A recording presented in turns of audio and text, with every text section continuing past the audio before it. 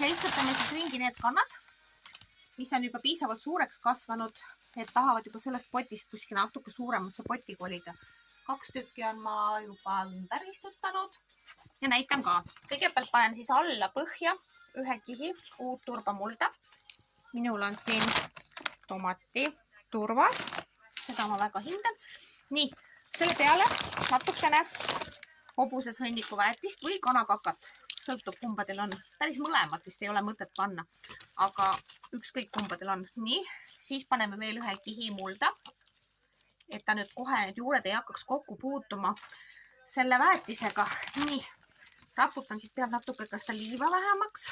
Minu käest on päris mitu korda küsitud, et millal ma kavatsen panna seda perliiti ja millal ma ei kavatse. Perliidiga on nii, et perliiti võib alati panna, et seda ei saa keelata. Aga kokkuhoiu mõttes ma panen tavaliselt perliiti ikkagi siis, kui taim on väike.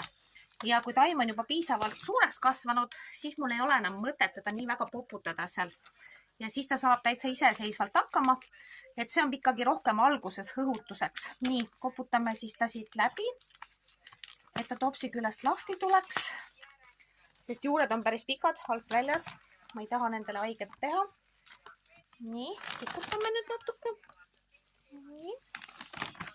No, üldse ei kavatse liigutada. Ideaalis peaks võtma kinni paarist varrest. Nii, vot, tuli. Nii, selline. Ja selle ma panen nüüd siia keskele täpselt. Et tal oleks ruumi kasvada siis igas suunas. Et tal jääks ruumi, et igasse serva saaks panna uut värsket mulda. Et teda meelitada kasvama. Seda mulda, mis ma siia äärtesse panen, seda ma enam ei väeta, vaid ma pist topin need vahed kinni sellel.